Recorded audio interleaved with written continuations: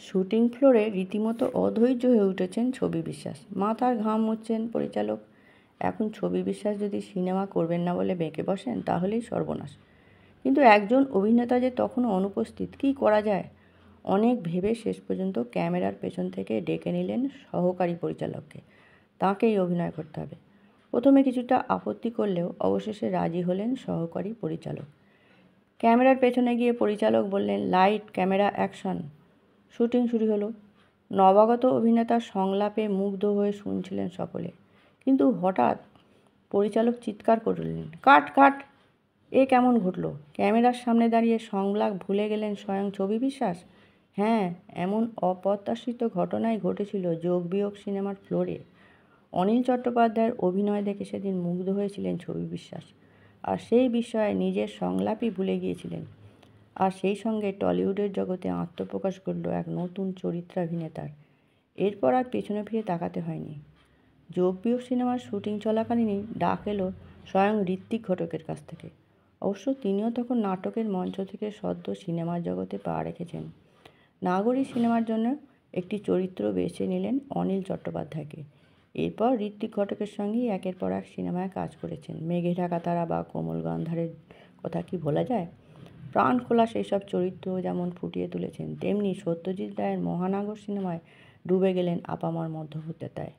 যে মানুষ নিজের স্ত্রীকে পর্দানসীন করে রাখতে চায়, মিথ্যে সন্দেহ করে স্ত্রীকে। সম্পূর্ণ বিপরীত সেই চরিত্রেও কোনো অসঙ্গতি নেই। খাঁটি চরিত্রাভিনেতার মতোই মনস্তত্ত্বের প্রতিটা পরত খুঁটিয়ে খুঁটিয়ে দেখতেন। সারা জীবন অসংখ্য সিনেমায় কিন্তু তাকে বারবার চরিত্রাভিনেতা হিসেবেই পেয়েছি। নায়কের চরিত্রে অভিনয় করতে তেমন পছন্দ করতেন না, আর রোমান্টিক নায়ক হলে তো নয়ই।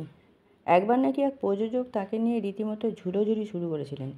অনিল চট্টোপাধ্যায় বলেন, তিনি রোমান্টিক নায়কের চরিত্রে অভিনয় করবেন না, তেমন চরিত্র ওনার ভালো লাগে না। কিন্তু প্রযোজক ভাবেন হয়তো পারিশ্রমিকের জন্যই তিনি রাজি হচ্ছেন না।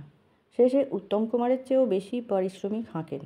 তখন অনিল চট্টোপাধ্যায় খানিকটা ইতস্তত করে মাথা নেড়ে জানান, তাঁর যা পারিশ্রমিক তাই দিলেই হবে, তবে অভিনয়টা তিনি করে দেবেন।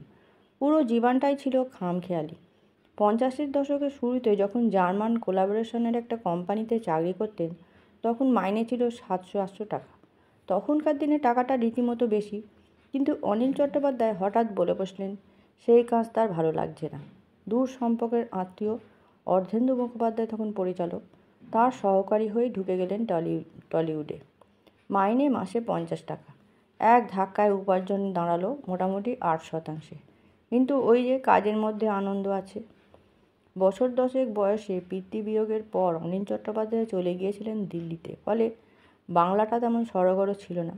ক্যামেরার সামনে প্রথম আসতেই তাই একটু অস্বস্তি হতো। কিন্তু যখন তাকে পর্দায় দেখা গেল, সেই জড়তা ততদিনে কেটে গিয়েছে। এমনকি একসময় আকাশবাণীর সঞ্চালকের পদেও যোগ দেওয়ার ডাক পেলেন তিনি। ইন্টারভিউতে শতাধিক প্রতিদ্বন্দ্বী, কিন্তু আসন একটাই, আর সেই একটি আসনেই ডাক পেলেন অনিল চট্টোপাধ্যায়। যদিও সিনেমার কাজে ব্যস্ত থাকায় কাজে যোগ দিতে পারলেন না, তার বদলে কাজে যোগ দিলেন দ্বিতীয় স্থানে থাকা সৌমিত্র চট্টোপাধ্যায়।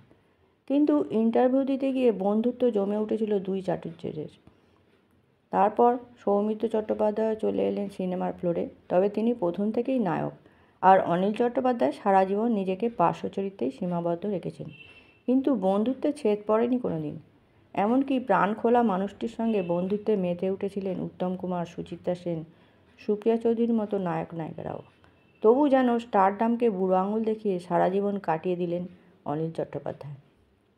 জনপ্রিয়তার কথা ভুলে গিয়ে আড্ডায় মেতে উঠতেন বসুশ্রী কফি হাউসে। একবার সেখানেই পাশ দিয়ে যাচ্ছিলেন উত্তম কুমারের গাড়ি। হাত দিয়ে মুখ আড়াল করে আছেন উত্তম কুমার। কেউ চিনে ফেললেই যে ভিড় জমে যাবে। হঠাৎ কেউ যেন চেঁচিয়ে উঠল, এই যে গুরু, এদিকে একটু তাকাও। আর উত্তম কুমারও হঠাৎ এমন চিৎকারে ভ্যাবাচাকা খেয়ে তাকিয়ে দেখেন অনিল চট্টোপাধ্যায় দাঁড়িয়ে। উত্তম কুমার বলেছিলেন একটু আড়াল রাখতে শিখতে, কিন্তু অনিল চট্টোপাধ্যায় সেসব কথায় পাত্তা দেননি। তিনি তো তারকা নন, তিনি শিল্পী, অভিনয় শিল্পী।